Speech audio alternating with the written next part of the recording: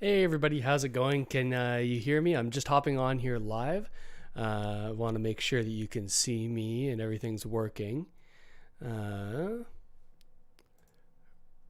Okay, we're just, okay, it looks like the stream is up and it is working. Okay, so if you're just hopping on here, I just finished a video talking about how some of these Canadian benefits that we've been covering here on the channel, the repayment structure for them may be changing. You'll remember that there was a bunch of a bunch of debate around how this should be repaid and who should have to repay it and all the controversy there. And it seems like there's new information that's just come out that is going to affect this. I see Shammy Fit in the chat here. Thanks for hopping in. So Justin Trudeau is about to go live from outside of his home, and we're going to see if he's going to formally announce these details that I just made this video on. Again, I literally just posted it, so if you want some extra information, you can find it there, but we'll also be going over exactly what these new changes look like in just a minute here. Hey everybody, yeah, let me know where you're from. So we're going to take a look at exactly what this is. All right. So I'm just going to give everyone a minute to get in here. Yeah, I'm seeing everyone hopping in. Mastador of Rats NL, Chong Bui, Chief 613 Canada, Shami, everyone. Hey, how's it going? Hey, Lori, how's it going? It's good to see everybody here. I've got you in the chat over here.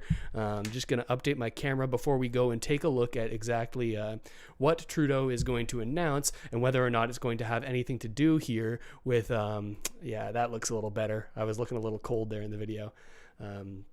We're going to look at what he has to say, if he's going to answer any questions on these benefit changes, because again, if you haven't seen the video yet, there are updates about the CERB and whether or not people are going to have to pay it back if they were given wrong information. This is something we've been covering a lot here on the channel.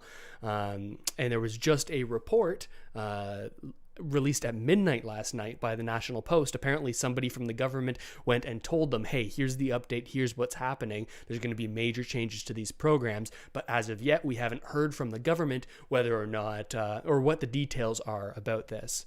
So it's great to see everyone hopping in here. I'm seeing everyone hop in. That's amazing. I love seeing everyone here. And if you guys like these kinds of live streams with Canadian news, I'll keep up doing them. Again, we're just going to give a couple more seconds for people to get in here and to get ready for us to take a look at this. I believe he might already be through a little bit of his press conference, but that way we can sort of skip through the portions that we already know and things that we aren't really interested in. All right. Oh yeah, and I'll mention on this just for people who are watching, if you're into this, there's a new program on the channel called the join function, and you can be a supporter of the channel and you get a badge next to your name, and I'd appreciate the support, but again, no pressure to do that. All right, let's hop in here and let's take a look. I'm gonna need you guys to tell me whether or not you can see what I'm seeing here in a second. All right. I'm going to get this pulled up onto the main screen. And how does that look? Okay, I think you guys can see that. I've got my coffee here. Now let's take a look and sort of parse through what we've missed and like respond to these questions that are being asked of the Prime Minister. I'm going to close this down. Again, thanks for everybody hopping in. Love to see everyone in here. It's so great to see a bunch of Canadians who care about this kind of news. All right, and once we get through this, I'm going to go back and ask some questions. I'll go back through the chat and we'll take a look at some of the questions you might have. But okay, you should hear a little bit of static there. Okay, let's skip forward and see. Okay, so he does come out immediately here. All right, let's see what's going on. I've got my coffee, having a black Good morning, coffee. everyone. Bonjour tout le Good monde. way to start. It's been just over a year since the first major flight we organized to bring Canadians home from overseas. When we were coordinating emergency repatriations last winter, our priority was doing whatever it took to keep people safe. And from that moment right through to today, that continues to be what we're focused on. From border measures to vaccines to rapid testing to the wage subsidy, They still haven't closed we're the using border every loophole for tool CRSB in the yet, toolbox if you've been to following get that. us all through this crisis. Let me start with some news on border measures. As of February 15th, when you return to Canada through a land border, you'll need to show a 72-hour PCR test, just like for air travel. Okay. Dès lundi prochain, le 15 février, lorsque vous revenez au Canada par les frontières terrestres, vous devrez fournir un résultat de test négatif remontant à un maximum de 72 heures, comme pour le retour par avion. Since pour we les were a little bit voyageurs behind, non let's skip essentiels. past Know this. when it's going I'm to be not up. very We good know on French. we all want to feel that relief of getting vaccinated, of watching our loved ones get Vaccines. vaccinated. We're all eager to know when it's going to be our turn. Well, I can tell you we are still Hey, everybody very hopping in much the on chat. track for tens of millions of doses into the Okay, so he's spring. talking vaccines. I'm gonna everyone lower the volume a little bit. We're expecting some sort of announcement either from him or from some federal ministers. Again, if you're just joining us, about how they're going to handle the CERB repayment situation, as well as some tax deferrals, so that nobody will have to pay tax for the next year on the benefits they were given. In vaccine shipments. Starting on the 15th, Hey, everyone in we're the chat. expecting hundreds of Listening thousands in here, more Linda, doses Core, each week. Sassy, and that's just from Pfizer. and There are Kyle also Skiller other Lemonade. vaccine You're a candidates constant person currently on the in channel here. Love the approval support. process, and the top experts at Health Canada are working around the clock to ensure that any of Alright. these poursuivre ces efforts. We're not as dans interested in the d'autres vaccine candidats stuff right now. Encore sortent schools, long-term care homes. Okay, here's some new. especially are with testing. Rapid testing is key to keeping this virus under control, rock, Shane. especially in schools, long-term care homes, and workplaces. Last Friday, this is something I spoke about with Dr. Janine McCready in Toronto. She and her team have spearheaded an innovative testing program at several Okay, schools, so new testing. getting tests directly to communities that need it. In some neighborhoods, Decker, she it's told minus me that as 43 many in as 1 Edmonton? in Oh my 5 gosh. tests, that's 20%, Morning, come Vivette. back positive. I'm looking over here because that's Clearly, where my chat is. There's real need for this testing.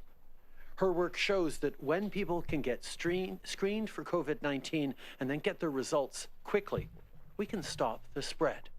And this is true right across the country. Here in Ottawa, a recent program to test asymptomatic students and their families found several positive cases. Since they weren't showing any symptoms, without testing, these kids would have been in a busy classroom. But because of ramped up testing, Let me know, do their you guys families want to knew hear some of to this isolate information at on home vaccines instead. and things like this right now? Testing widely It and is often important for reduces benefit stuff because it seems like That keeps if cases we don't down, get enough vaccines, keeps benefits could be people extended come March when Our the end government date has is. sent That's why I think it's kind of 19.6 interesting on the benefit million front. rapid tests to the provinces and territories, with more on the way. We all want to see cases go down. We know that these tests can make a difference. Tests must be deployed. They can't be allowed to expire. And testing, like more contact Okay, I'm seeing some tracing people saying and no, vaccines, not too interested are in going to this. be an essential let's flip part forward of then. the month's ministre. We all look forward to spring this year Okay. more than ever. But I know we can He's all kinda- agree he's that there's kinda one slow part of on the his season announcements nobody here. likes: tax filing. Oh, here it is. Here it is, Even everyone. so, it's important to file your taxes so you get things like the Canada Child Benefit, the work from home deduction, and the climate action incentive. That child These benefit is up to benefits and $1,200 credits can extra really this year. help, especially after such a tough year. So that's what you should be able to focus on. Right now, I don't want you to have to worry about what you may owe in taxes. That's why we're providing 1 year without interest on certain 2020 tax debt, That's what we giving expected to people hear here. more flexibility to repay amounts the real owing information. from last year. If you received federal emergency benefits, like the Cerb, and you made up to $75,000 in taxable income, you will not have to pay interest on 2020 tax debt until April of next year. So that's a full Our year priority deferral. No one will is have to ensuring pay that you their and your taxes family get through this pandemic and back on your feet. for a year, it sounds Cette like, if you dernière received a année a benefit. été assez difficile pour ceux qui ont perdu leur emploi ou ceux dont les heures ont été réduites. Que vous puissiez vous remettre sur pied sans que vous voyiez Okay, à we're a vous little bit soucier behind on the de live stream, l'impôt so I'll à pop forward a payer. little bit. I'll do a quick pause. Let's summarize what we just heard. What we just heard was that, and this isn't about the CERB repayment yet, although I expect he's going to get there. What he's talking about right here is, again, we've talked on the channel so much about all of these these issues that people are going to face come tax time this year, because maybe they've received extra income or they haven't paid taxes before, but they could be required to based on the benefits that they've received and the boost that that's given to their income potentially, right? Now, there's lots of people who will fall under the basic amount, which is sort of, if you make under this amount, you're not going to have to pay taxes on anything. There's going to be a lot of people in that category. But it sounds like for anybody who's above that category and would potentially have to pay some extra taxes this year because of these benefits, though that's going to be deferred an entire year with the idea that you are able to make the money that you owe in that year and sort of plan for it ahead of time, rather than being fronted with, or like assaulted with this extra tax bill that you may not have been expecting if you weren't watching it. Okay, we've got more people in here. I love seeing you. If you're new to the stream, if this is your first time hopping in, let me know where you're watching from, what kind of news and information you're interested in. We'll keep these streams going the more and more people who are interested in getting this information. Now, okay, let's skip past the French here. Again, apologies for my French friends out there, but I'm definitely not past a grade 6 level in my French. So we'll skip forward and see what he has to say. All right, let me flip over to this camera. And let's do it. For people, payments, eligibility, tant que leur demande respecte également les autres critères d'admissibilité. For people who accessed CERB based on their gross income instead of their net income, as long as you meet the other eligibility criteria, you will not have to return those CERB payments. When we rolled out CERB last March, it was because people needed help in the face of a global, once-in-a-generation crisis. Well, the pandemic isn't yet over, so neither is our support. If you need help while you look for work, the Canada Recovery Benefit and Enhanced EI are there for you. If you need to take time off to care for your family, look to the Canada Recovery Caregiver Benefit. If you need to stay home from work because you're sick, the Canada Recovery Sickness Benefit is there to help. And if you need support on payroll for your employees or costs for your businesses, the wage subsidy and business loans are made for you. It's not easy to run a business from home or adapt to new public health rules. Yesterday, I spoke with Karen and Fahie. They're two young Black entrepreneurs who have big plans. Karen showed me her photography studio and talked about the great work she's doing supporting Black-owned businesses and products, and her excitement about moving forward to a bricks and mortar storefront as we move through this pandemic. But right now, she's all online. And Fahie talked to me about Okay, so let's pause here. This is sort of going into some stories that he's telling about this. So thanks for helping in here, everybody. If you're new to the stream, again, this is information about the Canadian benefits. This is the announcement we were expecting from Justin Trudeau as of the last report. Yeah, you guys can hear me. Okay, fantastic.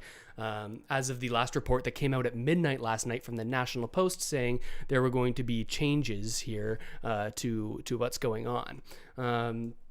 So it looks like for people who received the CERB and applied with information that was given to them by the CRA that was faulty and that was wrong, it seems that you may not have to pay back this $14,000. Now, you'll remember if you've been following along on the channel, or maybe you received this yourself, there were these letters, right? They were sent out to around 440,000 Canadians, and these 440,000 Canadians received what the CRA was calling a education letter. Now, some people think that's a little bit ironic to use the term education letter, because it was essentially saying, hey, we recommend you pay back this $14,000 before the end of the year. Now, Trudeau responded to that saying, hey, don't worry about doing it before the end of the year. We'll figure it out. But their position was that they were going to require you to pay back the full $14,000 if you fell into this group. Now, lots of people didn't have that money. And when they heard that, I've heard from people who have sold their cars, have sold many things that they have in order to pay this back because they're afraid of the government coming down on them, right? But it seems like now they're changing their policy.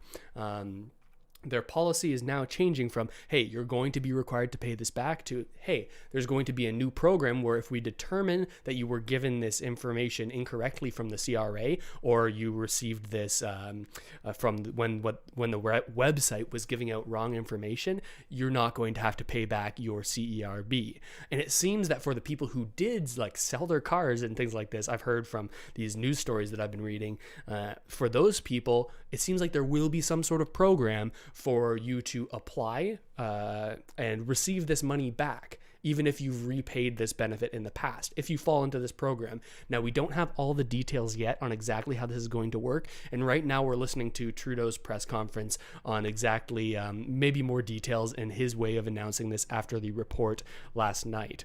Let's flip back a little bit so we can keep updated and get back into the stream. Plutôt que de leur que vous puissiez vous It was right here. This is the information. You will not have to return those CERB payments. When we rolled out CERB last March, it was because people needed help in the face of a global, once-in-a-generation crisis.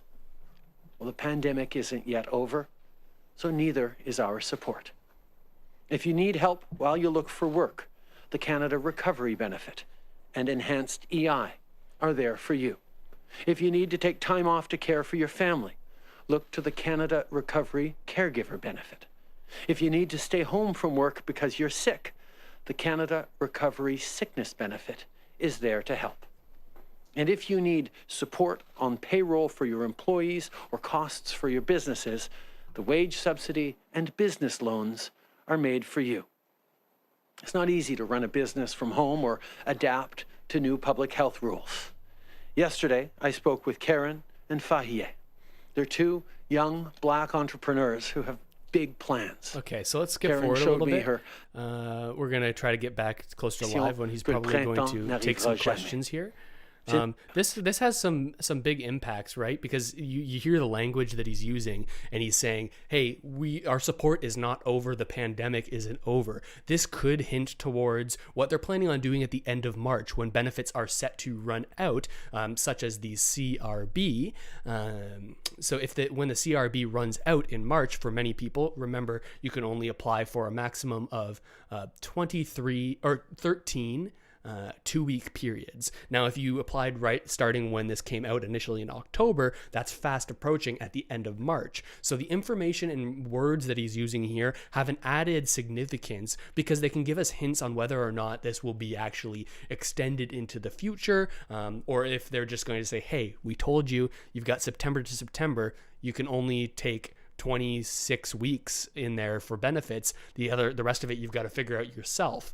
Now, they may not have been expecting for it to last this long and expecting so many people to take up this program. So again, what he's saying here, we're reading into what he's saying about the repayment of CERB and the tax repayment information that we're also getting. But as an extended thing, we're reading into whether or not it's likely that similar benefits will be extended into the future.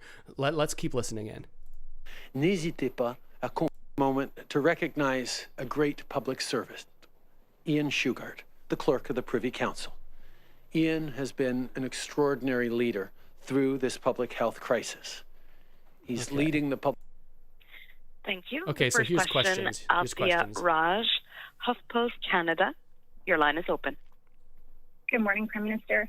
Your government has responded to several whistleblowers who broke the law by leaking information to the public about what was happening in places such as Rideau Hall and in some long-term care homes. Okay, so this is a separate news issue. I'll give you an update on what's happening here. What's going on is there's being calls for new whistleblower protections to be brought in for Canada. We're saying like, hey, we recognize that there's problems in long-term care and there's problems in other areas of the country, maybe in corporations. But right now, if you bring this information to light that there might be something illegal or not positive going on, you could be charged as well. There's not as many protections here as some other countries have. That's what this question is about. We're going to skip past it because, again, we're focusing on benefits here. Will you expand the whistleblowing law in order to protect and flag whistleblowers and to flag wrongdoing? If you guys are interested in this sort of stuff, we'll do other live streams in the future. But I'm we going need to do to improve is something that we've always been committed. frequently say the right things, but your government's actions don't follow through on the words that you say. Why won't you fix the law if you acknowledge that it is too restrictive? Okay, whistleblower laws. Promise at the beginning of this pandemic that we would have Canadians. Okay, here it is. We have Let's hear this question many if we MPs can. and Canadians bringing forward these concerns. We're going to continually look to improve structures to make sure that what we're doing for Canadians is being done right, is supporting Canadians throughout this pandemic and beyond. I made a simple promise at the beginning of this pandemic that we would have Canadians' backs. And through listening to MPs, to Canadians who come forward with gaps or challenges that they're facing, we've done a tremendous amount to improve the supports for Canadians right across the country, and we will always look to continue to do that. Again, big words when we think about the future of these benefits. Merci. La prochaine question, Catherine Lévesque, La Presse canadienne, à vous la parole. Oui, bonjour, Monsieur Trudeau. Okay, I'm going to pause this right here and sort of go over again what he's saying here. It seems like he's putting a very big emphasis on saying, I'm standing by this promise to have Canadians' backs. Now, regardless of what you think about Trudeau and the decisions he's made and whether or not he's actually had people's backs over the course of this pandemic, that's a different topic. But it does really lean towards being able to... it might lean towards us thinking that, hey, if the pandemic continues, benefits will continue. That's what the language here is sort of leaning towards. And I've been watching all of the House of Commons question periods where the government sort of and the opposition government will ask this government what is going on about a whole bunch of different issues. And whenever something comes up about the CRB, the CERB, any EI or any application for these benefits, what I'm finding is that they're sort of not giving solid answers on what is coming in the future, but what they are doing is just reiterating this sort of speaking point. We will have your back. We will have your back. We will have your back. So you can make of that what you will, and you can kind of think about what that means and what policies are going to come forward, right? But that is what they're saying, right? We might get more information here in the future. Sometimes after these press conferences, like the one we're taking a look at here with Trudeau, they'll have an additional press conference with some other ministers in the government. So we might get more details on exactly how these programs are going to work during those. But let's hop in here and see if any more questions are asked of the Prime Minister here about these benefits specifically. Okay, again, apologies for my French friends. To refuse entry to any Canadian who wants to come home. And that's what we can do is in cases of no test okay, to this show is border control turning stuff. snowbirds. This could be interesting for other times that we can talk about. 15% But again, the focus here is benefits. So we're going to scan through this until we get back up to live. Merci. Opératrice, dernière Next question au téléphone. Thank you, merci. Our last question, Hélène Bizetti, Le Devoir. Votre ligne est ouverte. Oui, bonjour, Monsieur Trudeau. Okay. Juste pour In French, partir sorry là-dessus, guys. On a, I can't make much je of it. voulais donner les gens que les Canadiens. Il ne va pas avoir de mesure d'admissibilité. This obviously has implications for Canada and our supply. I mean, how can these actions not have a negative impact on the flow of vaccines to Canada? What can you say to Canadians who might be wondering about this? We worked very hard from the very beginning. Okay, so more about vaccines. Let's go effective forward. months. Who need access to vaccines as well. Here, are you comfortable with that decision to begin reopening now when we're still facing all these variants and potentially a third wave? I think we're all worried about Ontario about the arrival of new some variants businesses. and the impact that could have, even as... Okay, we're going to listen to this question, and I'll tell you why. The opening up of these things, and if we see a growing number of people that are testing positive, that could lead to longer lockdowns, maybe a third dip, and the potential necessity of needing these benefits as we close things down. So depending on what he thinks about this, it could have implications. We are working hard to get everyone vaccinated as quickly as possible. There are real questions about what the impacts these variants will have both on the spread of COVID-19 and on the impact of the vaccines.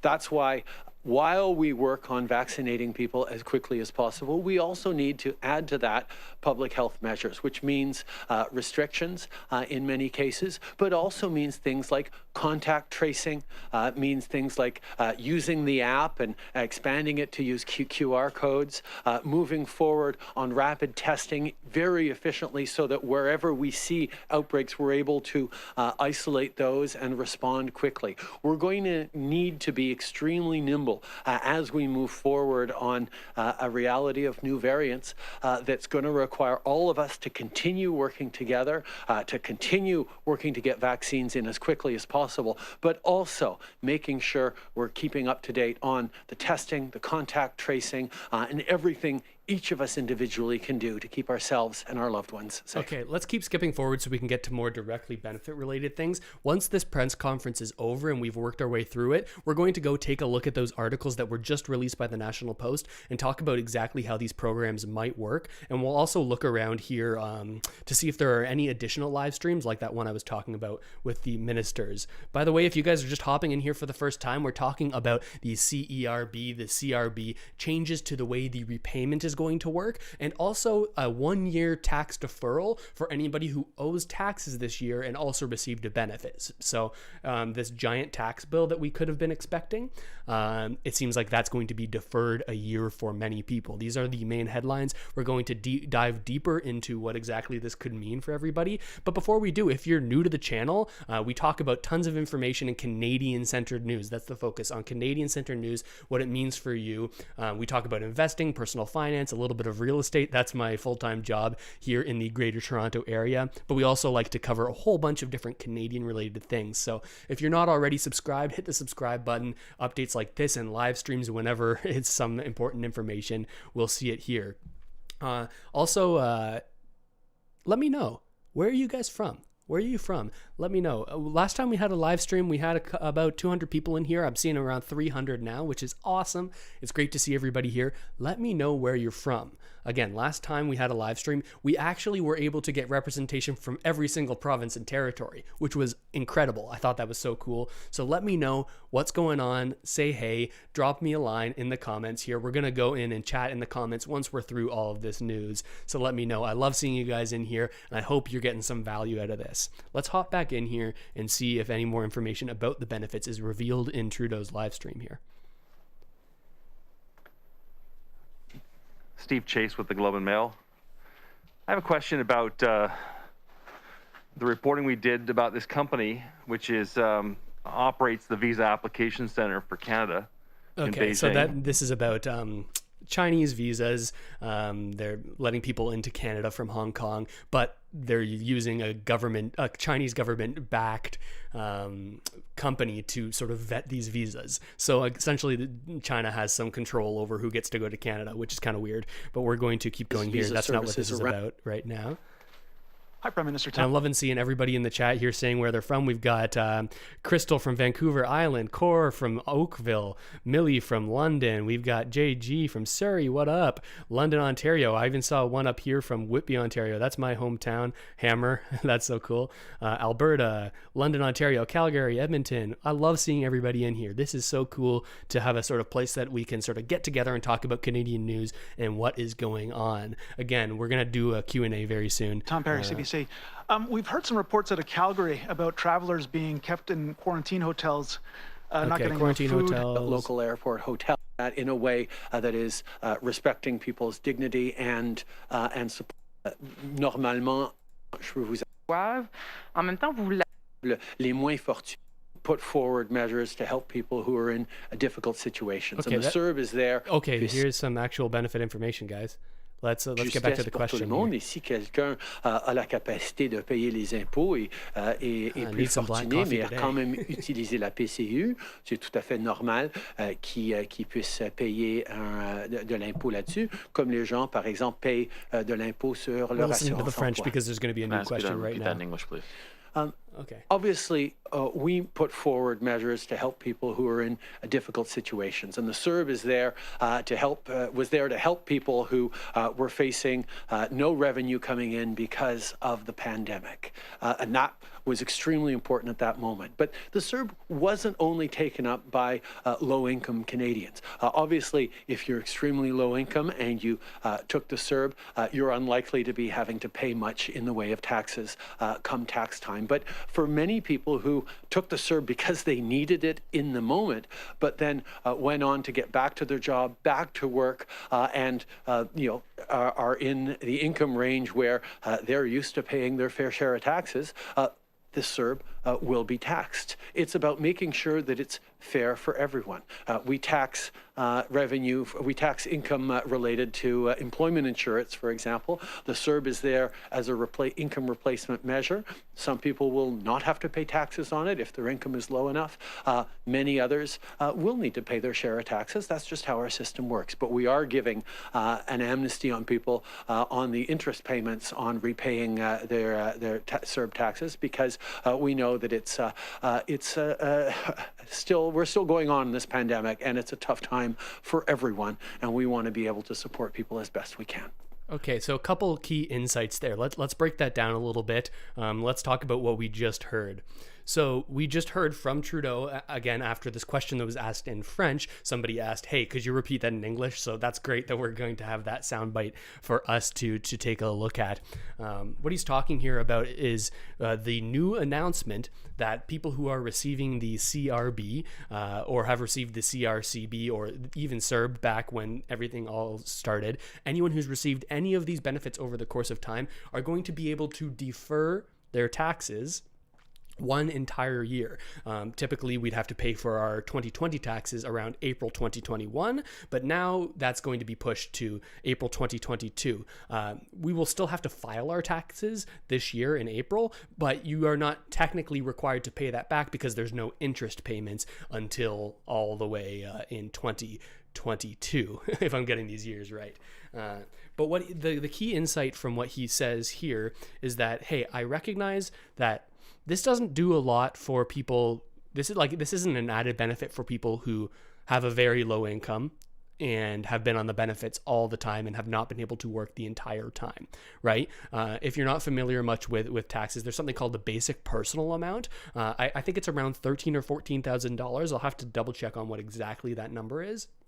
But essentially, if your income is underneath that amount, you don't have to pay any taxes, of course, right? Because that is a basic personal amount is a deduction that you can take away from your taxes to show less income in terms of paying your taxes, right? So if you're under that income threshold, you're not going to have to pay anything back anyways. Again, I'll reiterate as a little disclaimer, I'm not a licensed tax professional, so anything I say here is just a starting point for you to do your own research before you talk to a certified professional accountant. But the insight here is that many people won't have to pay any taxes on these benefits if their income is underneath this basic personal amount. So it doesn't matter much anyways for them. What actually is interesting here is this is a little bit of a tax deferral program for people who received at least one benefit over the course of the year and also owes on their taxes, meaning their income is over this basic personal amount. So this is likely for people who have received different benefits here and there as they've maybe been hopping between jobs, maybe things haven't worked out and they've had to hop around jobs. But it will also be for people who just even received one CERB at the start of all of this and then got a relatively high paying job. We're going to go into more details on this program and what was revealed in the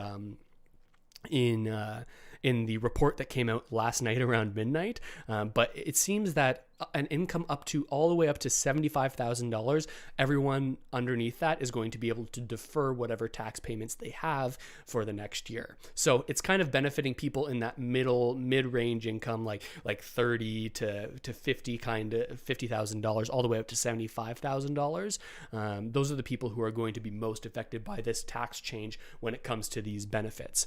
Let's keep listening and see if there's anything else here, and then also see if there's any other federal minister updates that can help you out in understanding these changes that are happening right now.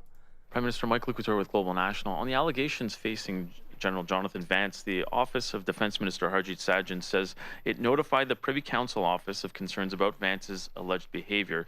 So first I wanted to know, is that no tolerance for these sorts of behaviors? Okay, and he walks away. So that's it for that live stream. Now, typically here, so this is on CPAC. This is what I use to get all my relatively boring government information so I can share it with you guys. But what we're going to do, we're going to check out CPAC's channel here and take a look, because sometimes there's a federal minister update. Yeah, okay, so starting soon, federal ministers and health officials will give an update. So this is what we're going to take a look at here. I think it's likely not live yet. Yeah, so it's about to begin shortly. And this is what we're going to take a look at once this live stream opens up. This is where they actually get into the nitty-gritty details. In the past, when it comes to announcements that Trudeau makes out front of his home there in Ottawa, what happens is he'll give the broad, right? He'll give the broad headlines on what changes he's announcing, what new things are happening. And generally in this press conference right here is where we actually see like how you're going to be able to apply and who's going to be eligible for things and what those details are and when we can expect to hear more. So I'm going to keep this up so we can know exactly when they're going live. It's on my screen, but I'll go full screen for you guys. Once this goes live, we're going to listen in and see if there's any more information. I just noticed my autofocus is being a little weird for this camera, so I'm going to see if I can't change that so that you guys don't have to see something that's constantly, oh, that's weird, is it? Oh, it's, okay, whatever. It's not a big deal. All right. So yeah, so that's what's going on right now. What we could expect to see in this next minister update that's about to start is them talking about what was reported last night on the National Post, which was that many people will not have to pay back the CERB. Right? You remember this big controversy with people having to repay potentially $14,000 of their CERB back before the end of the year, and that was last year. Trudeau came out and said, hey, don't worry about it for now, but you are going to have to pay it back. Last night there was a report that this was not going to be the way they handle things going forward, which is a total 180-degree spin in terms of the policy that they have for this issue. You'll remember on this channel, we talked specifically about an interview with the employment minister, which is someone who handles this. Her name's Carla Qualtrough. And in that interview that we covered on the channel, she said, hey, right now we're not having conversations about forgiving any of this debt. And this was around December 20th. It was on Vasi Capelli, I think is how I pronounce her name. Her show Power and Politics is where this was talked about. So that's where things stood as of there. But last night it was reported that you will not have to pay back the CERB if you were misled. And in fact, if you paid this money back in the first place before they've gone back on their decision here. Oh, okay, let's listen in. You may not have to pay anything back. Let's listen here. I'll get into more depth because we're about to go live here on this update here. Again, if you're new to the channel, we're covering the federal minister update. I'm going to change the title of the stream so you know it's not Trudeau anymore and that it's the federal ministers. But this is where some information is going to start coming up. We've got Carla Qualtrough here. I'm not sure of this MP, but this is the Minister of Finance, and she's likely the one who's going to give the nitty-gritty details on what's going on here. Unfortunately, we're not. I'm giving it a little bit of time to buffer here so that we can skip things we're not as interested in, so we can get to the very benefit-specific news that could affect you. Again, if you're new to the stream, feel free to subscribe, like this video, and send it to people who you might think are interested in this information. We'd love to see more people come in here, join in the channel. And if you haven't already, in the description of this live stream, there's a link to our Discord community. Now that's a place that you can message me directly, and you can also talk with the other people that are inside of this sort of community. That's all on the app called Discord. If you're not familiar with it, it started off being a place where people went to talk about in live chat about video games as they were playing, but now it's sort of expanding into other community areas, and that's where there's lots of conversation going on every day about tons of Canadian news. So hop into there. I've also got that up here. Maybe I'll make a stream there so that you can ask questions about this individual live stream. But yeah, like the video, subscribe, all of that good stuff. It helps out the channel immensely and gets this important information out to more people. Okay, I think that's enough buffering there. We might pause it to answer some questions if they get into some issues that we're not as concerned about right now. Let's listen in.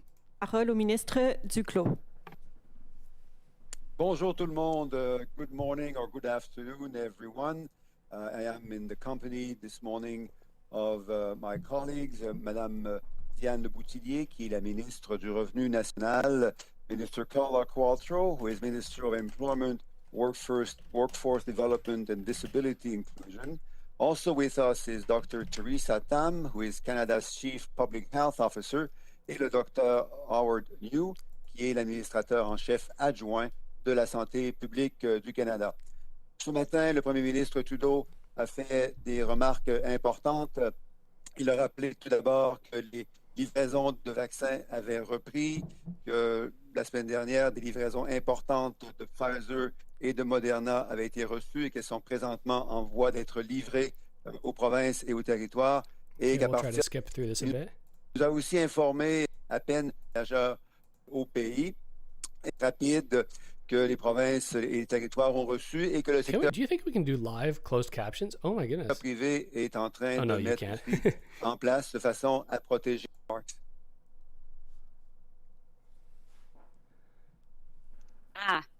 Bonjour tout le monde. Hello everyone. Okay, Je suis très heureuse de me joindre à vous aujourd'hui avec mes collègues les ministres Leboutillier et Duclos pour cette annonce importante. Okay. Depuis le premier jour de cette pandémie, nous avons mis en place des mesures historiques de soutien de revenus pour aider les Canadiens à traverser cette crise. The CERB helped millions of workers and their families pay for things like food and rent at a time when we were asking people to stay home and flatten the curve. For many Canadians, this meant difficult weeks and months where very little, if any, income was coming in. We made the CERB's eligibility criteria as broad and inclusive as possible so that workers who needed support could get it, especially for the self-employed where income takes different forms. As announced by the Prime Minister this morning, if you applied for the CERB based on your gross income of $5,000 instead of net pre-tax income, and you met all the other eligibility criteria, you will not have to return your CERB payment. Huge. There's the announcement. This means that as long as someone's gross self-employment income was at least $5,000, they won't have to repay the CERB. Okay, so let's break that down. So this is not intended for people who knowingly, fraudulently applied for these benefits, right? This is for the select group of people who were handed out these close to 450,000 education letters, the CRA called them. A little bit ironic because they were more like anxiety letters for a lot of people right before the holidays. But so what they're saying here is that those people who are in that situation where they were applying based on their gross income, right? They made $5,000 in the year, but then deducted expenses and had their net income, which is your revenue minus your expenses, right? Your net income, that was below $5,000. For all of the people who were in that situation, they were going to be forced to pay back $14,000 because of this sort of tax accounting error and also the error on the part of the CRA who gave out this faulty information. Now, this same woman, Carla Qualtrough, did an interview where she said, people are going to still have to pay it back. Like, we made a mistake. We know there was a mistake made, but sucks. You're still going to have to pay it back. Now they're doing a 180. They're changing their policy. You may not have to pay it back. We don't know exactly how this program is going to work and how people who have already just started to pay it back will be able to get this money back because now they're no longer required to pay this money back, right? So this is some important information. Again, I like to pause and talk a little bit so we can let this buffer thing go long because I'm guessing in a moment they're going to stop talking about benefits and then we need to wait until there's questions about it at the end of the press conference. So I want to give it a little bit of room here. Yeah, I'm seeing ASD. That's an interesting name, but they're saying, they're just scared of 440,000 lawsuits. That's actually a good point. There was recently, just last week, if you're new to the channel or if you've been following the channel, you will have seen that there was a class action lawsuit filed against the Canadian government and the CRA on behalf of this issue because they gave out false information. People applied based on that false information, and then they were told, hey, you applied and you didn't meet the criterias, even though this was exactly what they were told to do by CRA agents. They said, hey, yep, you're good, go for it, apply. And then 4 months later, 5 months later, 6 months later, hey, where's that $14,000 you owe me? So obviously, that's a big problem, and there was a class action lawsuit filed just last week, I believe on Thursday or Friday. We made a video and talked all about it here on the channel. But it seems like that pressure that was placed on the government might have expedited this a little bit. Like, who knows? Maybe they were planning on announcing this anyways. Let me know. What do you think? Do you think that they are only announcing this now so quickly because of this class action lawsuit that was filed? Or was this already in the plans? Again, if you're new to the stream, like this so that it can get out to more people who are interested in this information. Okay, let's hop back here to Carla Qualtrough, again, the Minister of Employment for Canada, who has some announcements about the CERB. We'll skip past some French bits if we can. Say, si quelqu'un a appliqué pour la PCU, employed individuals who applied in good faith for the CERB. As I've said before, we'll always have the backs of Canadians. Today, we're also announcing targeted interest relief for Canadians who are facing income tax debt for the 2020 tax year. We also talked about this in the last video just put out on the channel. This will give Canadians who file their 2020 income tax and benefit return more time and flexibility to repay amounts owing. It also means interest won't have to be paid on any outstanding income tax debt for the 2020 tax year until April 30th of 2022. To qualify for this relief, individuals must have had a total taxable income of $75,000 or less in 2020 and have received income support through any of the COVID-19 targeted income supports. Nous avons fait de grands efforts. Okay, so what's being said there is what similar to what Trudeau was saying, right? That people who received these benefits, even if it was just once, you're not going to have to pay the tax or your income taxes at all for the next year. Now, they don't say you don't have to pay this. What they say is, hey, we're giving you a year of interest-free on these taxes. You're not going to have to pay interest, which you typically would have to pay if you owed the government come tax time and didn't pay immediately. You would rack up extra money on top of that as they charge you interest. Now they're not doing that. Even if you have a big tax bill for the next year, you're going to have time to make money. Hopefully we get out of the pandemic situation, businesses start opening up, and people are able to save this money and be able to pay it back and then have to pay no interest on it come April 2022, when you'll be paying the entirety of your 2020 and 2021 taxes. So it's also interesting to see what's going to roll out here. It's great seeing everybody in the chat again. Feel free to subscribe to the channel if you haven't already, and let's see what else they have to say. Pour soutenir les travailleurs pendant cette pandémie. Bonjour à tous. Moi aussi, je vais prendre le temps de saluer aussi mon collègue. Les Canadiens restent dette fiscale et d'intérêt sur une dette impayée. Fiscal debt? Admissible à la mesure en 2020, les mesures d'allègement des intérêts pour les personnes qui répondent sans subir des passer les gens.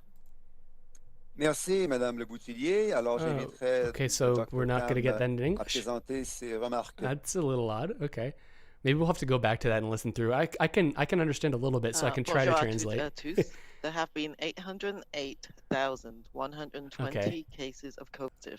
We're not too interested in this numbers update. We're more interested on the news for the benefits.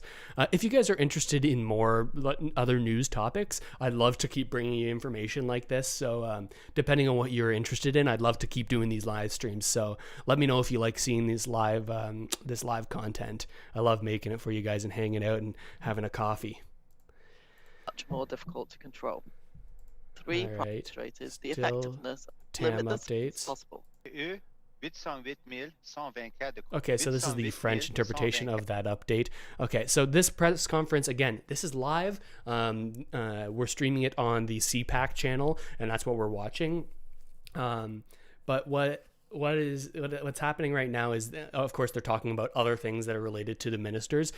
What happens usually in these press conferences is once they get through all of their statements, reporters in the room start to be able to ask questions, which is likely when I think we're going to get more information from Carla Qualtrough, the employment minister, about what's going on here. So I'm going to flip to this main screen here, and if you don't know, I have my chat up here on my other monitor, so if you see me looking over here, I'm looking at what you're saying. Feel free to reach out and say hey to me. I love seeing everybody in here.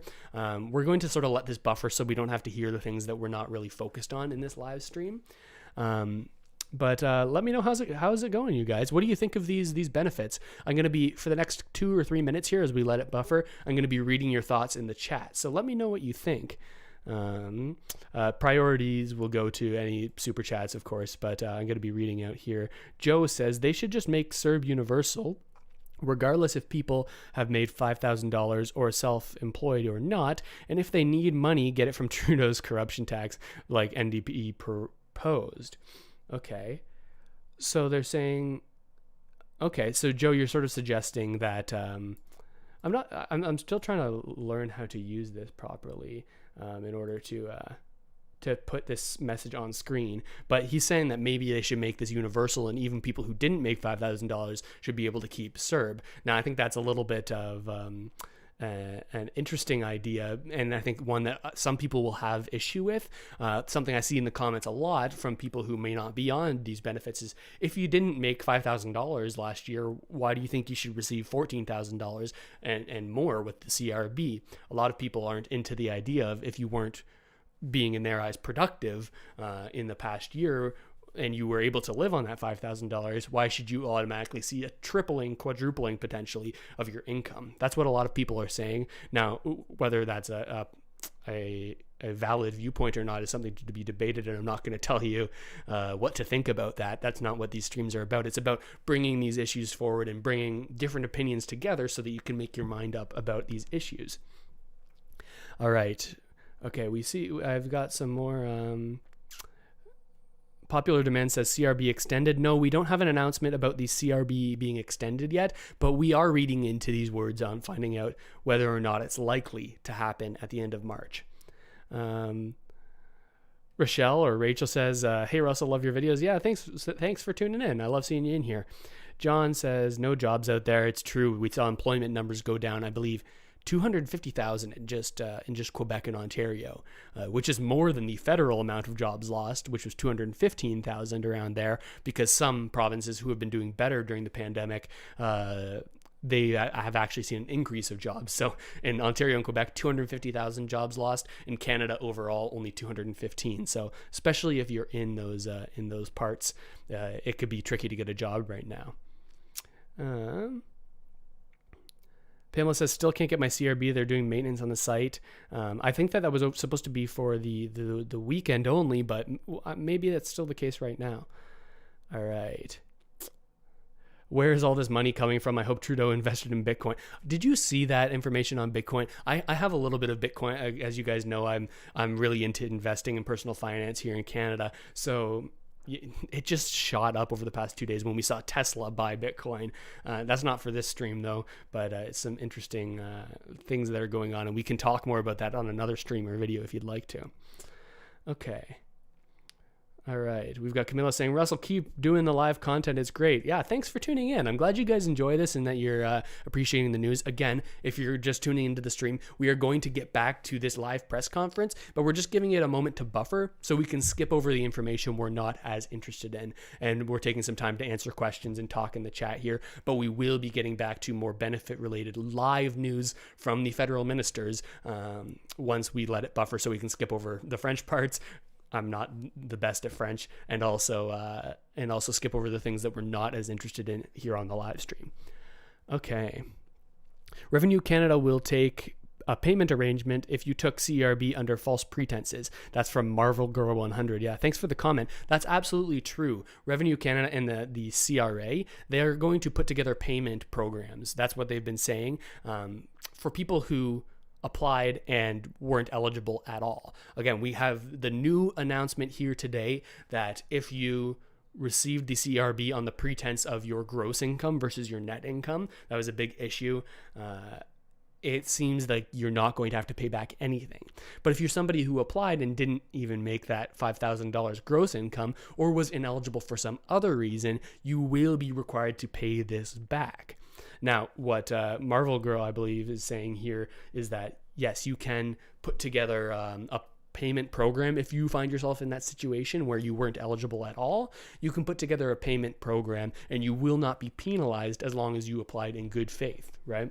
Now, the definition of good faith is a little bit interesting because it's a pretty subjective thing. You could say, oh, I didn't know, whoops, and you don't have to pay any interest or penalties. And I think that's what a lot of Cerb fraudsters will do. But I don't think that's a loophole that we can really close without punishing people who may have applied in good faith, right? So it's interesting to see how things are going to change that way. Someone's saying, yeah, crypto chat, please. I'm a beginner. I can talk about that on another stream for sure. DT says, smash the like. Russell works hard for us. Oh, thank you. Yeah, if you haven't already, hit the like button. It gets more viewers in here. And if you haven't already, subscribe to the channel. More live content like this coming, along with my typical videos covering Canadian news, investing, real estate, finance, anything relating to Canadians and their money, as well as just important information. I think we might actually see an election this year, so I'm thinking of doing some coverage on that to help you guys sort of parse through all of that information. Let me know if you'd be interested in that too. Okay, I think that's enough time. Let's hop back in here and we're going to scroll through and see if there's any new information that is coming up here. Cas de COVID-19 au Canada.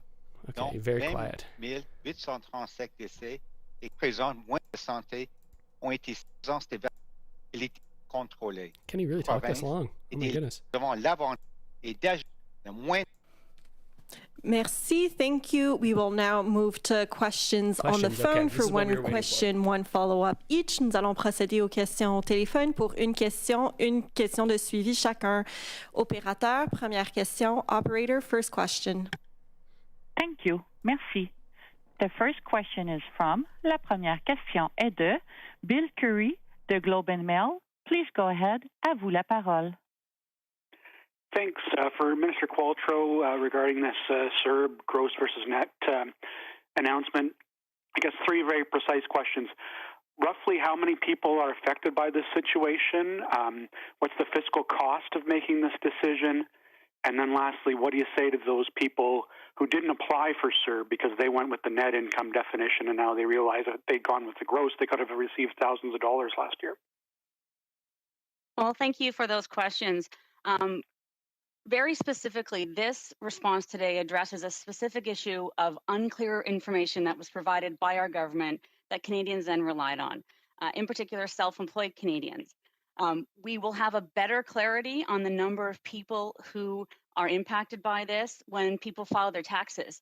We have a sense of a possible range, but it's really difficult right now because so many people haven't filed their 2019 or 2020 taxes, and their eligibility and their gross income will be calculated based on that information. So it's a bit premature for me to say how many people, but we know that as a bigger number, we sent out 440,000 letters to people whose eligibility still needs to be confirmed. A subset of that amount are in this particular circumstance. In terms of the cost, again, it will depend on the number. And what I would say to people who didn't apply for the Cerb is, I appreciate the frustration you may feel with this, but we are dealing here with a subset of the 9 million Canadians who applied for Cerb who legitimately and honestly relied on misinformation we provided. And that's the problem we're solving here today. Okay, so there's some information that is interesting. Okay, so the question that was asked was one about the cost of doing this. How much is it going to cost the government? The most interesting aspect that I think was asked here was, hey, what do you say to the people who are going to be frustrated hearing this information? Like what's going to be happening here? Because what they're saying is that even if you applied on the pretense of it being your net or your gross income rather than your net, you're not going to have to pay back the CRB. But there's likely some people who were going to apply for Cerb later and and read the updated information saying, hey, you have to apply based on your net income. So what he's asking is, how is this fair for the people who didn't apply at all because they thought they were ineligible, but now it's being said that they may have been eligible all along, but because they didn't apply initially, they're not going to be able to get this repayment from the government because they didn't pay anything back, they weren't eligible, and there's no retroactive payments right now. So that's pretty interesting. That's something that I think people are going to be a little bit frustrated about because like it's just a big mess, right? Anytime you have the changing of these government these policies, you're gonna have this happen, right? And okay, so her response. Let's go back and listen to that response again, since we've sort of gone into depth about what that means. Are impacted by this when people file their taxes. We have a sense of a possible range, but it's really difficult right now because so many people haven't filed their 2019 or 2020 taxes, and their eligibility and their gross income will be calculated based on that information.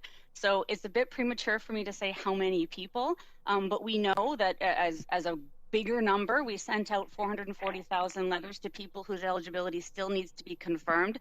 A subset of that amount are in this particular circumstance. Okay, so that's sort of what they've been saying for a while, that these announcements may not affect think. They're saying there are 440,000 educational letters sent out, but as of right now, the government has no way of knowing how many people in there are in this situation of gross net, being the reason for this issue in qualification. It could get messy. I don't know how this is going to be rolled out, because it could get rather messy depending on how they prove that this was what happened to them. Excuse me, in order to get the money back from the government if they've already repaid it, or in order to keep it, right? We're going to have to follow over the next few days to find out exactly what you're going to be required to provide in order to be in this group of not having to repay. In terms of the cost, again, it will depend on the number.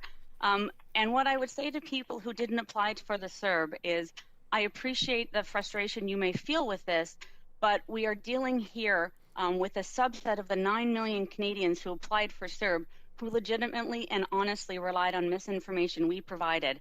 And that's the problem we're solving here today. Mm-hmm. So it's just a small sect of people who this is targeted at. But how the rollout's going to work is interesting.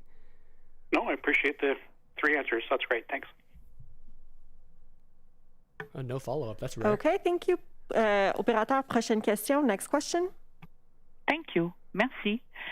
The next question is from. La prochaine question est de Hélène Buzetti de Le Devoir. Please go ahead. À vous la parole. Ben moi, je vais bâtir sur la question de mon précédent collègue. Okay. Le manque de clarté dans tous les Canadiens, c'est la solution aujourd'hui, c'est pour cette groupe de Canadiens qui ont vraiment relié sur l'information que nous sommes en mesure d'être un peu. Ce que vous savez est important. Le cas. Thank you. Merci. The next question is from. La prochaine question est de Mia Robson de Canadian Press. Please go ahead. À vous la parole. Hi, Dr. Tam. I'm wondering if you could talk a little bit more about the variants. You said that we know what to do to stop them. So that sounds to me like the existing measures we have in place should be enough to keep those variants from spreading. And we've seen some positive progress in the last few weeks, but we're also looking at provinces that are now making that more the variants pandemic sort of news. There are more people in the group who got those letters, the 440,000 letters here's some more that are being information. This is referred pretty to much live. today in sort of getting a reprieve from having to pay it back. Are you considering further amnesty for any of those people, and if so, what? Well, thank you for the question. Just to be clear, the letters were sent out proactively by CRA to people for whom they couldn't confirm eligibility. Many of these 440,000 people have now filed their taxes, have been deemed eligible, aren't in that list anymore. So it's not. Let's not assume that all 440,000 will be ineligible, because we just can't. We just didn't have enough information. CRA didn't have enough information at the time to determine eligibility. And many Canadians have since filed their 2019 taxes, their 2020 taxes, and we've determined that they were eligible. If there's a specific subset of that you wish me to respond to, I can. But ineligible or eligible, we're going to work with Canadians to make this as seamless as possible for them. There's no requirement for people to repay now if they're deemed ineligible. We've announced today no interest on any tax you may have incurred as a result of being eligible for CERB. We're really trying hard to work with Canadians, relieve them of any stress or anxiety associated with our having helped them through the pandemic. Okay. So more emphasis on them trying to make this smooth for everybody, right? So it's going to cover not only people who have to pay back the CRB with these new measures, but they're saying even if you're not in a category that doesn't have to pay back CERB and you're somebody who needs to pay it back, they're going to work with you on making those payment plans. There's going to be a pause on interest for the next year. So that's sort of what she's saying here. Let's see if there's a follow-up. Merci. Thank you. Next question. Prochaine question. Thank you. Merci. The next question is from, la prochaine question est de Christian Noël de Radio-Canada. Please go ahead. À vous la parole. All right, French answer. Bonjour, messieurs, dames. Merci de prendre notre appel et nos questions. Une question sur les tests pour les gens qui doivent revenir au pays et qui doivent avoir un test négatif. Pour okay, so this is more about COVID testing. All right. Just from what I can understand of this French. Okay, so we're gonna have to let this buffer for a second. All right, so what do you think of these changes, everyone? What do you think of this? Is this enough? Is this what needs to be done? Is this too much? There are a lot of people maybe who aren't receiving these benefits who are quite against this being a thing, right? Quite against the payment of benefits to people. Now here on the channel, I'm trying to stay as middle ground as possible, bringing the information to you so that you can make up your own mind about things, because I'm not somebody who's going to come out here and talk about my personal beliefs. I want you to be able to have all the information and make your own decisions, but I will speak to concerns people are raising, right? Some people think that these benefits shouldn't be continued and that people should be forced to find a way to get back to work, and likely they're not going to be too happy about people having this money forgiven, right? So it's really interesting to see what their response is going to be on this news. Again, if you're just joining the channel, we're talking about some interesting new news that just came out last night at around midnight or 11 p.m. last night. The National Post reported from an insider source that the government was planning on making these announcements today, and that's what we've been watching. It seems that many people who have received the CERB, who were going to be required to pay it back because of the net gross income conundrum or issue or challenge we've been covering here on the channel, that they will not have to pay this back if it can be determined that they were applying based on the net gross issue. Right? So how it's going to be rolled out, we don't know. If it's going to be expanded for other people, we don't know. And another question that we've been wondering, are they going to expand the CRB? That's another issue we've been talking about, because if these lockdowns stick around, then people are going to have to stay home, and it's likely that the Trudeau government, who has said we will be there, we will have your backs, it's likely they're going to bring in these new benefits. And this is really interesting to watch, not just from a situation like from each individual person and their lives, but also while that is extremely interesting and extremely important for many people, what's also interesting is sort of watching the way that Canada is moving as a country socially, right? We see more benefits coming and more supports for Canadians, and funding or mass amounts of money being used for that in Canada, racking up a huge amount of debt. Some people think this is a good thing. Some people think this is a very bad thing. In the coming months on the channel, we're going to sort of take a look at what that means for Canada as a whole and sort of what kind of country we could turn into in the future.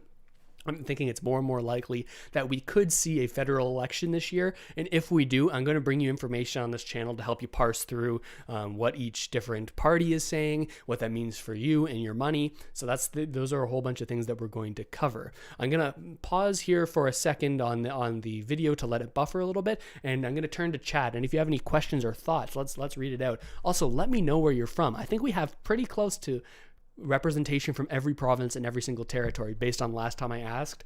I'd love to hear where you're from and what's going on. All right, we've got Fatima here saying, when I called, they recorded me even saying, yes, I'm looking for work, and they gave it to me. I'm confused. I'm not sure if that's a question or what you're trying to say there, Fatima. Jerry says, my honesty got me $320 through this whole thing, while prices on everything kept rising throughout the year. Yeah, we're seeing a lot of changes here, and something that I also find interesting is the way. Like the Bank of Canada is saying that there isn't inflation, there isn't an increase in cost of goods right now. While that might be the case, what we are seeing is a huge amount of asset inflation. We're seeing stocks shooting up. We're seeing real estate prices shooting up. So should we really be measuring our inflation based on just this CPI or the basket of goods, or should we be measuring that more on the asset inflation that we're seeing as well and work that into that number? That's something that remains to be seen. We've also got, Susie's saying the restaurants here in Toronto are hurting right now. There's still no in-dining allowed. Yeah, that's the case in Toronto. Also in Quebec, I believe. That's the two places that have the largest lockdowns right now. All right, let's take a look back at this press conference, see if we get any more information and questions on this. C'est une très bonne question. Oui, l'exigence va évoluer que normalement, quelqu'un a eu la COVID-19 comme ça, qui had. Oui, c'est pas la COVID. La question est la suivante. Si y a cette amnistie qui existe pour les gens qui auront fait l'erreur de bonne foi, on doit avoir une bonne idée. Madame Qualtrough, vous disiez que vous aviez une idée This sounds like another Cerb que ça pourrait apporter. I wonder if we're going to get the answer in English sans as avoir well. l'idée précise, vous avez probablement un coût maximal et un coût minimal. Combien est-ce que le gouvernement évalue que ça pourrait lui coûter en dollars d'impôts? Trying my best to understand this so I can tell you what is being asked. Merci pour la question. Comme j'ai dit, on n'a pas un numéro exact de personnes qui... Okay, similar to information we've already got. La prochaine question est de Karina Roman from CBC News. Please go ahead. À vous la parole. Hi, yes, thank you. My first question is for Minister Qualtrough. You were quite clear repeatedly that you were not, the government was not considering giving this kind of amnesty to the Cerb recipients who did it in error, saying there was no conversation happening about that. Yes. Can you give us a sense about why this about face? What's the impetus for the reversal of that? Okay, here's why this has interesting ramifications, this question. This is exactly replying to a concern that I brought up in the video I posted this morning on all of this, which you can go check out if you want more details about these articles that came out last night. But in the video that we covered with an interview with Carla Qualtrough, who's the same woman who we see here, she said directly to the Power and Politics host on CBC that no, there are no conversations going on right now about forgiving any sort of benefit money if you were ineligible. And then about a month and a week later from that interview, we're seeing a total 180-degree spin on this policy. Now, this might have happened. I'm just coming up with things here, but because I've been following what's been going on. But the ministers all went on a retreat, a virtual retreat, right, where they had a few days of constant Zoom calls, everyone in the Liberal government, to sort of figure out where they were pushing their policy for the next year. My thoughts are, at that meeting, and we talked about this on the channel before, they could have been sort of revising their position on this. Let's see what she has to say about why they've made this drastic change to the way they're handling this situation. Well, thank you. You're absolutely correct. In December, I said we'd made no policy decision to permit people who had applied based on their gross income at the time. We've dug in. We've heard from many Canadians who find themselves in difficult positions because of this honest understanding of their eligibility. We've took the time to come up with a solution that balances all of the complexities that you've been asking about today in terms of fairness and reasonableness. And we reached a conclusion that the fairest and most reasonable way to move forward on this would be to allow people who applied using gross to not have to repay their benefits. Okay, so there's no information about why the decision was made other than they just took a closer look at the details, and this is what they came up with in order to make it most fair for everybody. again, the question of fairness is interesting because there's likely lots of people who didn't apply for the CRB because they thought it was based on net income. And now we're seeing that it's going to be considered to be based on gross income. So many people who chose not to apply when CERB was being handed out, they missed out on that money that they could have gotten and not had to repay, clearly at this point. Nobody could have known that, of course, but that's going to be frustrating for a lot of people. But this is the response they've come up with, and this is the route they've chosen to go. Okay, thank you. My other question is for probably Dr. Tam. As cases of the COVID-19 variants, as they become more numerous in Canada, as they're rising in Canada, should we be testing all positive cases for those variants? Right now, it's true. Okay, so we're still. But some of them. Yeah, we're still live on this question. Again, we're not. This is something that happens most days of the week, or these sort of updates from Trudeau first and then the ministers second. The reason why we're following it specifically today is because there was just this announcement about these changes to the way benefits are going to be paid for or repaid. Excuse me. And we're also thinking a lot about whether or not the benefits are going to be extended or whether they're going to be cut short in March, which is the deadline for the end of CRB for people who have been applying for it since the start. So we're going to give it some time to buffer here so that we can sort of skip to the parts that are most important and are most interesting to you, who, of course, is here to learn more about these benefits and the changes that are happening. All right. So I'm going to take a second here to answer some questions in the chat. Again, let me know if you're first time here, subscribe to the channel, updates like this about Canadian information all the time, and drop a like on the video. Send this video out to more people who could find the information helpful. Again, if you don't know me, I'm Russell Matthews on YouTube here. I talk a lot about Canadian news, some information about the benefits, as well as some information on investing, real estate, personal finance. That's my area of expertise. I work as a realtor in the Greater Toronto area, so that's why I like talking about that too. But I plan on bringing more and more news that's broadly applicable and broadly important to Canadians. And that's sort of the way I see this channel going. So if you appreciate Canadian content and you haven't already done so, hit the subscribe button, and that's what you're probably going to see in the coming weeks and months. Okay, we've got some questions here in the chat and some statements.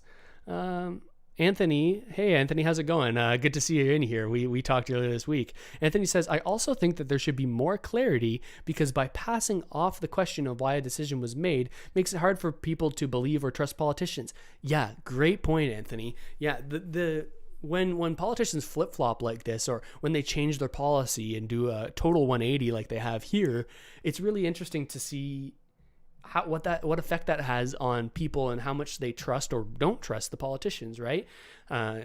Because we've seen the way they've handled this benefit situation, and they've totally done a complete flip, right? A total 180. Whether that's for a flip for the good or a flip for the worse, that's to be made up by you as the individual. But yeah, it really sort of degrades and erodes the trust that you might have in these programs. Like, who's to say any future programs or future updates in future situations in the country, who's to say that they're not going to get changed retroactively like this, right? It makes you wonder what you should do as a person, how you should interact with these programs, right? Again, the people who didn't apply for CRB based on the fact that they didn't earn 5,000 net, and rather didn't earn 5,000 net but did earn 5,000 gross, they're going to be pretty upset that they can't get this benefit money that they would have been entitled to if they had applied without all of the information in some cases. So yeah, great point, Anthony. And I love seeing you in here. I had a great chat with you the other day. All right. We've got happy viewer saying, get an advanced diploma in accounting and learn to run an AR account and use the accrual method of accounting. Okay, maybe ideas for people to get some education and maybe look into some new jobs. Sebastian says, what's your opinion on extending the CRB? Now that's interesting. I tend to like to not put my opinion out there because I see both sides of things very clearly. Right? I see why people have issues with extending benefits like these, but I also see the necessity for it, especially if lockdowns continue, right? It's something we're going to have to think more and more about. But I can't see, unless there's a mass increase in jobs available, I can't see the government not continuing some sort of support. But again, that's going to be coming in the next month or so. So stay tuned to the channel as we potentially get people talking more about it. They haven't been talking about this hardline end to the CRB in Parliament, right? I've been watching all of these Parliament videos. I have a way of turning them up to 4 times speed, so I'm hearing all this stuff and I'm trying to parse through it to find out what information is important to you. But they haven't been talking about extending the CRB, and there haven't even been questions about it right now. So their focus isn't there, but over the next month or so, as we get closer to this deadline, I'm guessing more and more of these politicians' constituents will write in saying, hey, what are we supposed to do? The CRB is ending for us. And likely when they get that pressure from the people who they represent, they're going to bring that question forward. All right. Tara says, or Tara, apologies if I got the name wrong, Tara Sue. Hey, Russell from cold Calgary. I mean, it sounds like it's pretty cold there. I thought minus 30 or something like that. Man, oh man. I'm in southern Ontario, and I can see the grass on my lawn. I know that's wild for a lot of people right now. Will the forgiveness only be for small businesses? Because many people also assumed the net versus gross. So this is not just for small businesses. This is for individuals, specifically self-employed individuals who were worried about this net gross. You do not necessarily have to have had a business account or a registered business in order to be applicable for this. This is even for people who have their self-employed businesses but don't have this registered. So I hope that answers your question. Again, I am not a certified expert on this. I do not work for the CRA. Anything I say here, I'm just going to say as another disclaimer. Use it as a starting point to do your own research and maybe get in touch with a tax professional. That is my recommendation. And I'd say everything I say here, just the disclaimer that you should talk to a professional about it. I've been following it very closely, so I have a good idea. But again, don't hold me to anything that I'm saying specifically. Use it as a starting point to do a little bit more research. But again, I'm sharing with you exactly what I know from what I've seen. All right. Happy Viewer says, my thought on extending CRB is to invest in crypto. Fiat currency will decrease in value as you print more cash, simple inflation.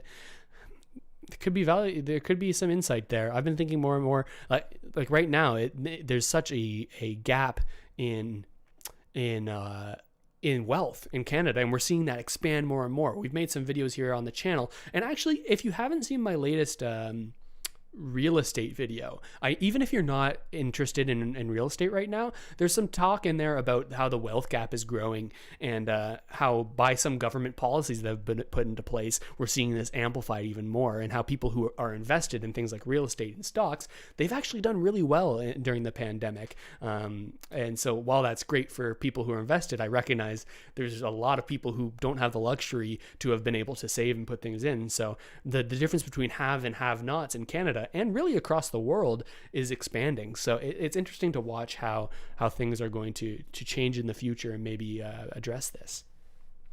Sebastian says, if lockdowns ease down a bit, do you think benefits will not be extended?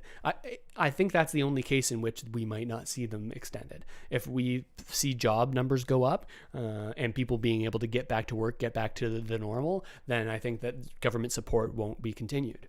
But they've constantly said, hey, we are going to have Canadians back time and time again. This is what they said. This is their talking point. We will have your back. We will have your back. So make of that what you will, right? I think maybe it could mean that things are going to be extended, but you can't know for sure. All right. Shirley says, trust is diminishing within government. Some have resigned, made false statements, and disobeyed the rules according to travel and lockdown. Very true. We saw lots of people resign after going on vacations. That sort of gets into the airlines video I made. This wild stuff. I know it's not what I cover mostly here on the channel, but I made an airlines video on all the drama that's been going on in the airline industry and how some potential backroom deals might have been made in order to get them to stop giving vacations to Mexico. But there's lots of problems with that. After the stream, check out that video. It's more drama than I ever expected to find right under our noses here in Canada. All right. Pam said, I don't see your question here, Pam. Sorry if I'm trying to get to as many as I possibly can. Now that we've given it this a little bit of time, let's see if we have an update on these ministers and what they're saying here. Again, we were giving it a little bit of time to buffer to get information. For example, last question. We also have utilized. Merci. Thank you. Last question. Dernière question. Thank you. Merci. The last question is from, la dernière question est de Rachel Haynes from CTV News. À vous la parole. Please go ahead. Hi, thank you. My first question is for Minister Qualtrough, just as a follow-up to what a number of my colleagues have been asking as well about these Cerb repayments. And just as a follow-up to Karina, when she was talking about how you had said in December that you wouldn't be, or you would not be forgiving this for people who had taken this on their net income. But have there been people who have repaid that money already based off of the letter that had been sent? And at what point is the CRA going to repay them back for this? Oh, yeah. Okay, so this is important. We on this live stream, we haven't gone through the articles that were released last night, but inside, the government source said for people who paid back the money when they were told to by the CRA, these $440,000, there will be some way for them to get that money back from the CRA, because why should they have had to pay it if all these people are being forgiven, right? We only saw that in an article. We haven't seen actually a formal announcement of this being the case, that you can actually claw the money back from the CRA after they claw the money back from you. So I'm interested to hear here, because I think this is going to be the first instance of a government official actually speaking on this. Really important question. Thank you. Yes, absolutely. Change your camera. If Canadians, based on getting the letter, took the initiative and made their repayments because they considered that they were no longer eligible because they had used their gross income, we will absolutely be repaying those payments to Canadians as soon as possible. There you have it. So again, it's a case-by-case basis. We have to make sure they meet all the other eligibility criteria. But if they do, we will be repaying their repayments, which sounds a bit odd, but that's exactly what effectively will be done as soon as we possibly can. For those Canadians who took the initiative to try and make their tax slips as accurate as possible, we will work with them. We will be reaching out to them, or they can reach out to us and help them settle and balance their accounts. Okay, well, there you have it. It seems like they're going to be doing it on a case-by-case basis. I wonder if there's going to be more information about how you actually go about doing this. Do you have to call the CRA to work through it with them? Like, do you have that's been a big issue, right? We've seen these huge wait times. They did just bring in a new system to have a callback function, so that now when you call the CRA, you're not waiting there for 3 hours on the phone. Instead, they have a callback function where they say, okay, once you reach your spot in the queue, we'll call you instead of you waiting around to call us. And some people have had good experience with that. Some people have seen that system be overwhelmed. So I'm not sure right now how it stands about how easy it is to get in touch with the CRA. But it's interesting to see how they're going to handle the rollout of this repayment of the repayment of the repayment, right? Like, it's such a back and forth. Here's the exact situation. People were told that they could apply for CRB. They applied for CRB. They got the money. Next, months later, they're sent a letter saying, hey, we can't confirm that you are actually eligible for this. We're going to need you to pay back. Okay, that's step 2. Step 3, they take that as a sign that they're going to have to pay this back, because of course they will. That's what the government's telling them. So some people sell things. Some people take a huge portion of their income each month to be able to try to pay this back because they've been told by the government they owe them money. That's step 3, I think. Step 4, so they've made that payment. Now we get this announcement, and it seems that those people who may have sold off some things to pay this money back, or have portioned more money to pay it back, it seems like now the CRA is going to pay them back again. So it's such a mess. It's so wild. I can't believe it's come to this. But it's such a back and forth, man. But that's what's happened here, and that's why it's kind of, if it weren't for the fact that these are real human lives that are being affected, it would almost be comical, right? Let's see if there's any more. Thank you. And my next question goes to Dr. Tam, just about this conversation that we've been having about the variants. And you had said in response to one of my colleagues' questions that if public health measures are lifted too quickly, that there could be a resurgence due to the presence of variants. And I'm just wondering if you can tell us a little bit more about what impact you see variants having on transmission going forward. Do you think we're going to get to a point where the majority of cases Let's scan forward. And much more herd and Okay, well that's the end of that. Let's see if there's any other. Again, we are on the CPAC channel here. If you guys haven't checked out Meet Kevin's channel, I'm very inspired by his channel. That's what I'm trying to do here in Canada.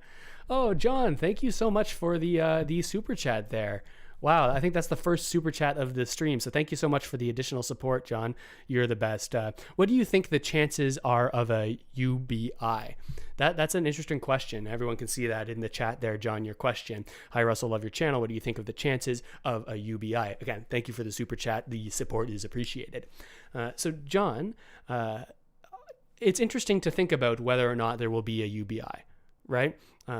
It certainly is not the position of the current Liberal government that this will be implemented. They've said time and time again that these benefits are not going to be forever. Now, whether or not they make, again, another 180-degree turn like they have here on this issue about UBI remains to be seen. I think there is some merit to the idea. I'd like to see more and more information on it. I think that like for a very long time, I was in support of the idea 100% because I recognize there's so many people that are struggling. I wonder how much a program like that will help people long term. Certainly, it will be a very important benefit to hit people and help them out getting out of these poverty situations. But I wonder what other kinds of supports and benefits could sort of encourage and support long-term wealth building for more Canadians to bridge this wealth gap, right? That's what I'm very, very concerned about, is the difference between the haves and the have-nots in Canada. The policies that we're seeing coming into place is stretching that gap even further, right? So I wonder about programs like maybe, I know for many Canadians, real estate is a huge wealth builder and a huge way that people sort of build generational wealth, but that housing market isn't accessible to people. Something that I've been doing a little research into is what if there was some sort of no down payment option for people to get into housing, or if it was made to be more accessible to get into housing, then every Canadian might be, or at least a vast majority of Canadians could generate wealth through real estate and then also be able to take out loans and credits from the equity of that real estate. That's the way that I think about things, John, because I work in the real estate industry, but I think that could have a huge long-term impact. But there's a lot of value to the UBI idea, and it would be interesting to see how it would be implemented and what these political parties are thinking about. We know that the Green Party is certainly a supporter of this. They've done many live streams and press conferences on their ideas for UBI. NDP, they're more in support of it than the Liberals. Liberals, we haven't seen a lot of support there, and Conservatives, we haven't seen any support for this universal basic income idea. Again, with people like Pierre Poilievre, who's the finance critic for the Conservatives, I think he would hate that idea. I've been watching him, and he's very outspoken. All right. Oh, DET, you're also with the super chat. Thank you so much for supporting the stream. I've seen you in here all stream, and I appreciate the support. Thank you so much for tuning in, everybody. I appreciate seeing all the people who are joining the channel as supporters directly through the join button, and also super chats like this. I really appreciate it. Nobody is required to do that or anything, but I do appreciate the support. Thank you so much for that.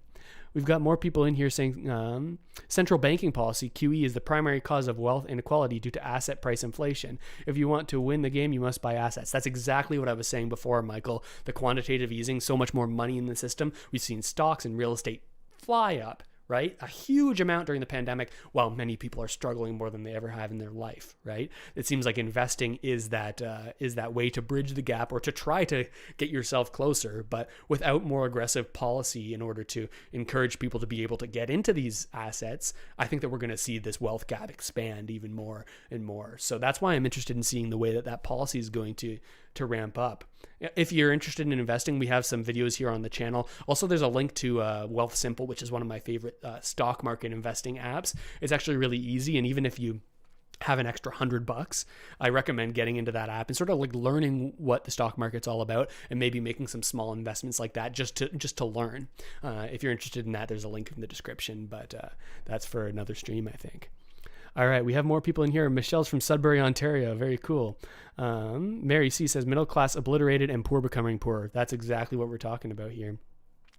We have more chats here. Being a buyer's agent has been rough. even competing for a rental deal, 4 other offers.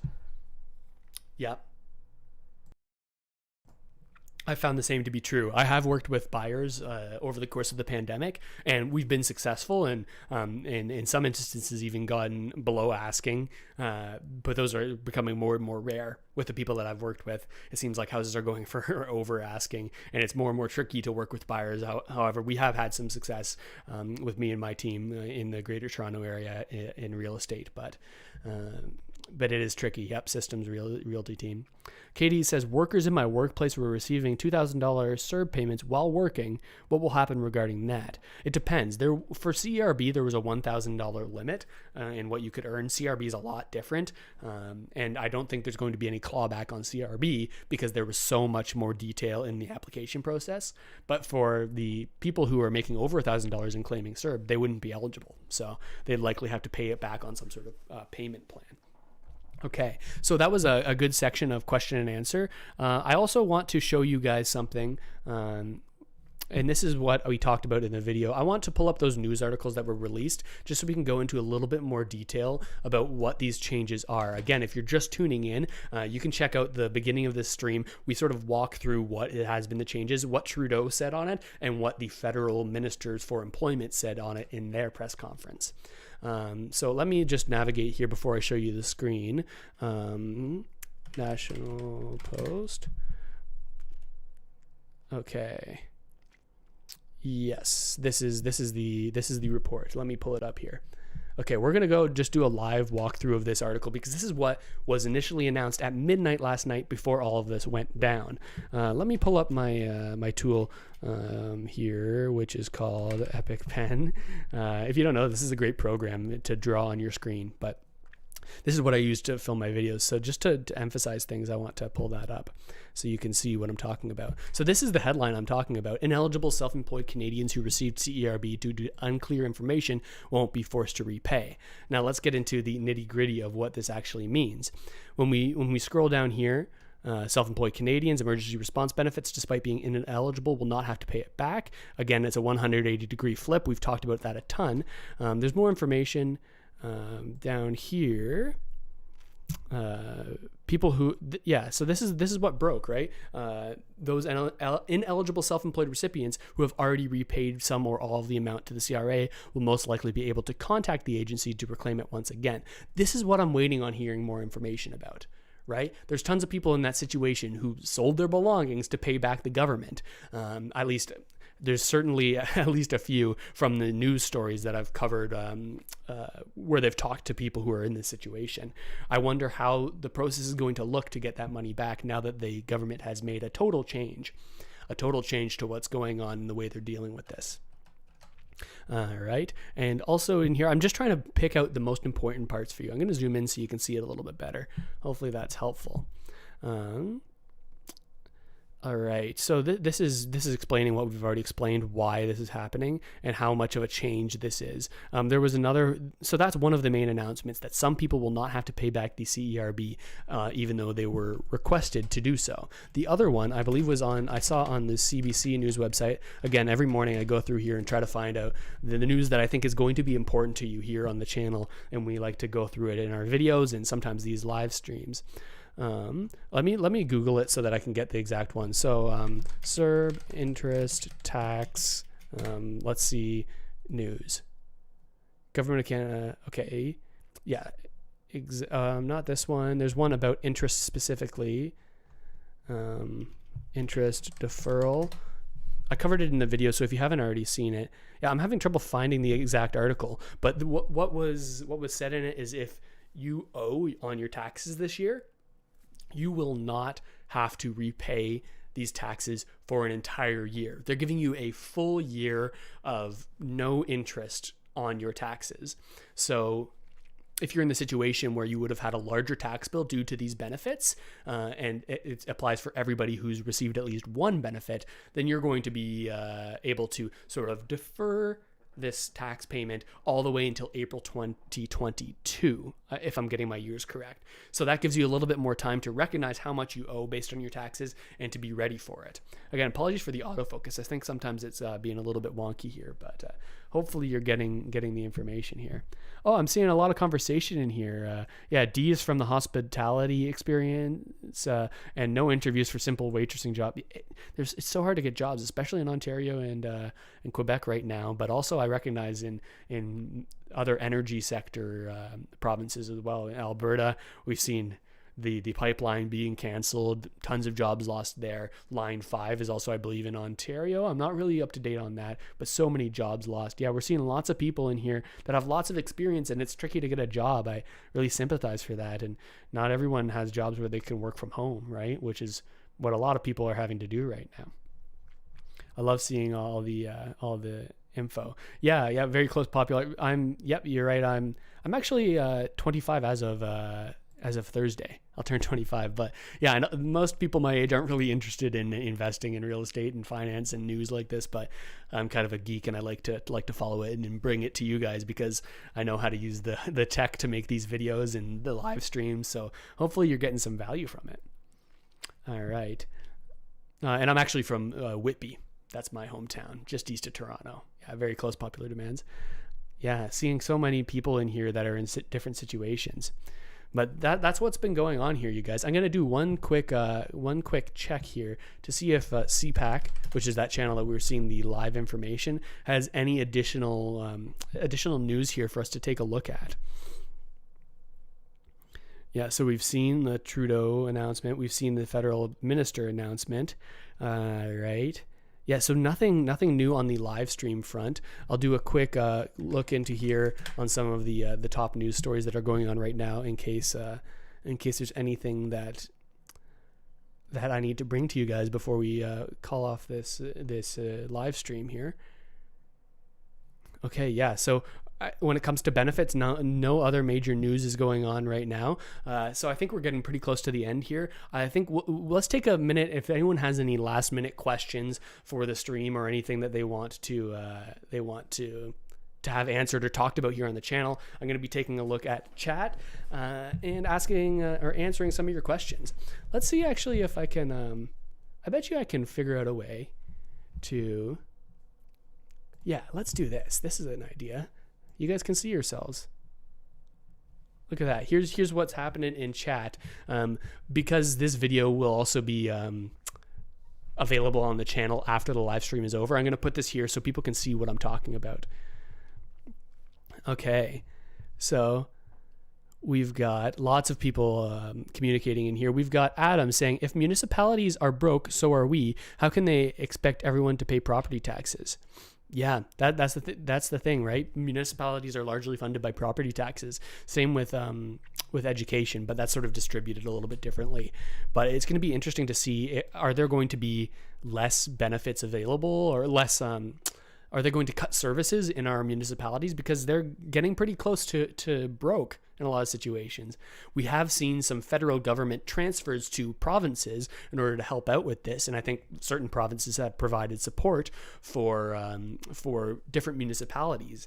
But it's a little bit different when you get down to the smaller governments, right? When it comes to the large federal government, some people think that you kind of have an infinite amount of funds at your disposal because you yourself are the currency issuer, right? This sort of gets into modern monetary theory, if anyone is interested in that.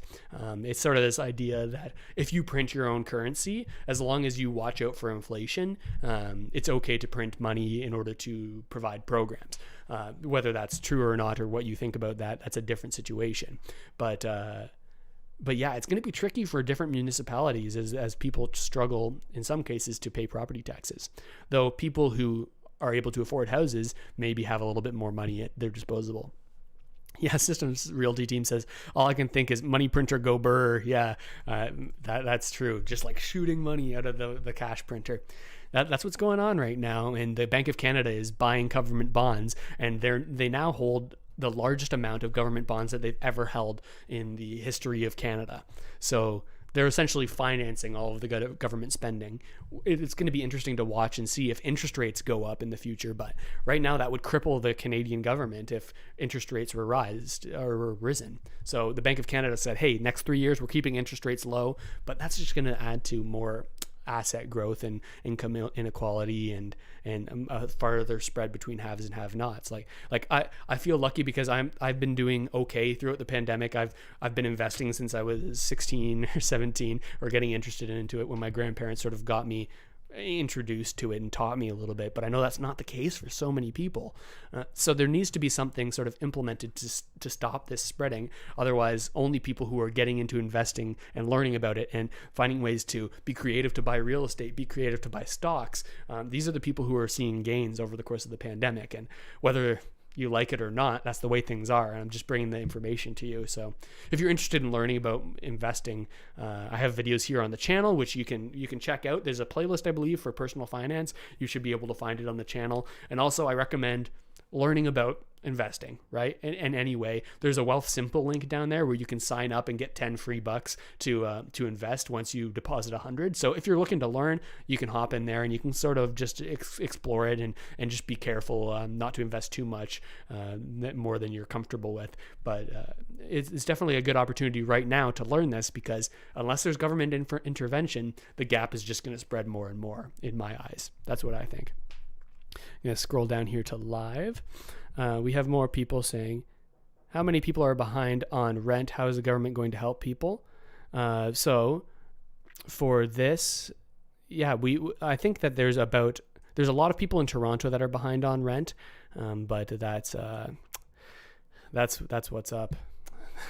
We're going to have to see how that keeps on progressing. But with that said, I've got to skedaddle here, you guys. Thank you so much for tuning in to the live stream. I'm going to keep bringing you updates whenever there are updates for you. And again, if you haven't already, like, subscribe, comment, hang around on the channel, join the Discord server. It's in the description. You can reach me there. Thanks so much for tuning in, you guys, and I'll see you next time.